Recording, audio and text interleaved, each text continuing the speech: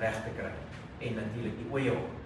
En dan ons het altyd die gesprek oor die mense wat hulle ramme tussen oeye hou. Jou ontvanklikheid van jou ooi verlaag as jy jou ramme tussen die oeye hou. As ons ooit gewonder het, hoekom moet ons paar en lamseisoen hê? Daar is ons vir julle rede. Oor die langtermyn kan dit iemand benadeel. Alright, lambing. Met lamtyd is hier natuurlik 'n wonderlike ding wat ek vir julle wil vertel. Die lam gebruik die ooi se stem. Want 'n lam kan nie sien nie. Het julle dit geweet? Hulle sê 30 cm van hom af kan hy so bietjie sien. Hoekom sal die ma en die ooi altyd langs die lam staan, langs die bokkie staan? Dit is in hulle ingeteel. As die bokkie gaan slaap, as die lam gaan slaap, dis wanneer die ooi gaan wy. Tweelinge, die band met die eersteling is altyd sterker. Hoekom? Want daar is 'n langer band gevorm. En dan natuurlik as 'n ooi 'n tweeling het, sy sal altyd, meeste van die tyd, die tweede lam los, wat tweede aangekom. Hoekom? Want die band was nie gevorm. Oeye sal vergeet binne 4 ure nadat sy gelam het, van haar lam. Hoekom? Het gaan alles terug na die begin toe. Want hulle is prooi. As hulle enigstens in gevaar voel, sal hulle vergeet hulle het gelam en hulle sal hulle self beskerm en hulle sal survive, hulle sal na die trok toe gaan. Dit is iets wat ons moet weet as ons met lammery te doen het. As ons wil, by die bokke is ons geneig om 'n ooi dat 'n lam verloor het 'n ander lam te gee. Hulle sê binne 12 ure kan jy dit nog probeer as die ooi gelam het.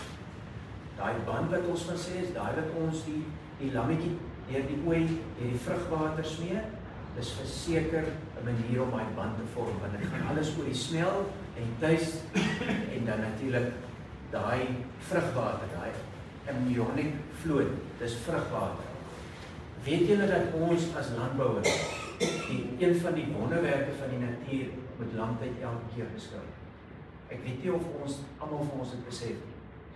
Het julle al ooit gesien 'n lam, 'n ooi wat 'n ander lam skoon lê, wat nou net geval het?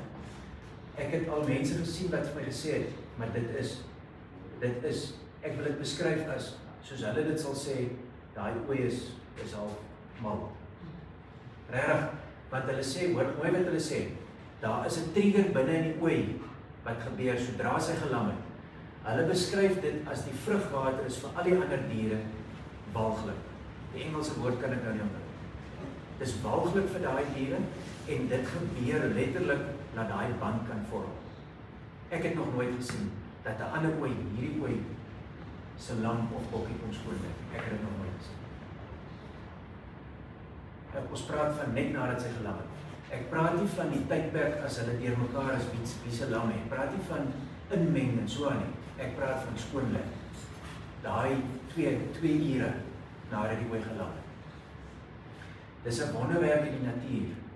Daar's iets wat letterlik binne in die ooi gebeur wat haar toelaat om daai as aanvaarbaar te beskou. Hey, ek moet gou aanraak aan ons DSS-stelsel. Ek het 'n praktiese oefening gedoen en nadat ek vir julle gesê het jy kry swak maas en jy kry goeie maas, wil ek net vir julle 5 ooie wys en ek gaan dit verkort. Dis Angora bokke, want ek is in 'n Angora bok area. Ek wil vir julle die eerste ooi wys. Kyk gou. Dis 'n stoetboer se 5 ooie wat ons random gaan trek. Sy's 5 keer gepaar, sy 10 bokkies gespeen. En kyk die gemiddelde gewig wat sy gespeen het op 150 dae. Dis gekorrigeer na 150 dae, want dis eers wanneer 'n bokkie 'n bok is. Right. Maar kan julle sien wat is moontlik met 'n ooi?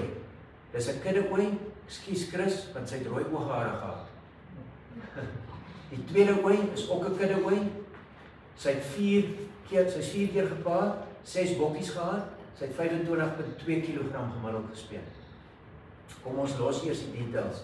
Daar is hulle ouderdomme. Dis 'n 2019 ooi. Hulle almal was 18, 19, 20 ooi, so dis al lekker groot ooi. Daar's baie data.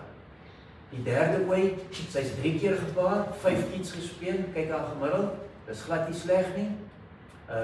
Dis 'n stoetooi, so dis 'n goeie ooi, hand en oog, sy's goed. Die vierde ooi, hier's waar die moeilikheid te begin. Kyk haar, 4 keer gepaar, 2 kiets gegee. Sy het 3 jaar in 'n ry geen kiets gegee. Die eerste jaar het sy tweeling gegee. Die vyfde ooi, die ooi wat eintlik volgens ons die fyn vag gehad het wat nog oud, sy lyk nie nou so nie, hulle was glad nie gedik nie. Kyk hierso, dis 'n stoetooi. Sy's 4 keer gepaar. Sy het net 1 kokkie gegee. En nou, die probleem wat ons het met dit is, haar dogter, sy het 'n ooitjie gegee. Haar dogter was die eerste jaar nou getoets. Die eerste jaar het sy ook niks gespeel. So, ek praat met julle, ek sê weer, ek praat nie die groen is hier, hoor nie die groen is aan nie. Dit wat ek vir julle sê, moet julle weet is julle met julle diere. Ons het vroeër vandag gesê, ons moet produksie opstoot. Ons moet begin 'n tax insit. Ons moet begin 'n traceability doen. Die sisteme wat vir julle gaan gevra word om te doen, moet julle tot julle voordeel gebruik. Om julle diere op julle plase so produktief as moontlik te maak. Weer as baie uitdagings daaroor, maak nie saak met wat jy boer. Right, dis hoekom ek dit vir julle wys. Dit lyk dalk na 2 presies dieselfde ooe, maar wat binne-in is glad nie dieselfde.